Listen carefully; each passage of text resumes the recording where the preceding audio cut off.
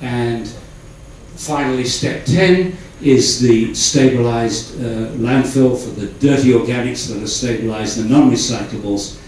And so the summary of the 10 steps is there. We've been through them. And the interesting thing here is that look at the trajectory here. It begins with everybody. It begins with these 10 things. Every single person is involved. But by the time you get down to here, we're dealing with professors and students and industrial designers. We're dealing with some of the creative minds. So it begins here, but it ends here. Very important. A wonderful trajectory. The 10-step plan is low-tech, which means that the facilities can be designed and built here. You don't have to go outside. It creates many jobs in small businesses. It is positive. It brings people together. Really, we need everybody involved. It integrates higher education into the system, which I want. We are on the brink of having very little civilization as we know it, and very little standard of living left at the end of this century. And the very thought that such a fundamental destruction of all that we accept today as being what we expect should be occurring without the brightest minds in our universities doing much about it, it's pretty scary to me. We must involve our professors and students in this challenge, in my view. Now, I was always ticked off at university.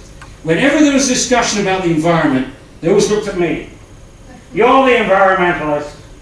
What do you think, Paul? You're the environmentalist. You know, it's not my planet, it's all our planets, for goodness sake. Don't think I'm the only one that's supposed to be concerned about this. You should be concerned about this. Whether you teach Spanish, or English, or history, or geography, you live on this planet too.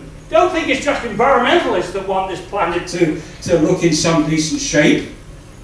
No. Ridiculous. And the other thing is, and in fact, I think it's the most important. It offers hope to our children.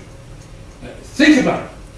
What must it be like for an 11, 12, 13, 14, 15-year-old kid today to hear at school and on television global warming, ozone damage, loss of rainforests, loss of species, right place to talk about that, loss of species, plastic into the oceans. Parts of the Pacific now have 7 times more pieces of plastic in the surface layer than plankton, or toxic materials like endocrine disruptors in our babies when they're born.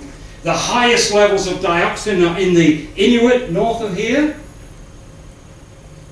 This is depressing. You weren't told. I wasn't told when I was growing up I had no future. I mean, we worried about nuclear war. But we weren't told that there was a fundamental problem, that we weren't going to have anything left. And I think if we bring up these future generations with no hope, we've got a really serious problem. And I think that this program offers hope because it's comprehensive. It starts with local action, it works its way towards global action.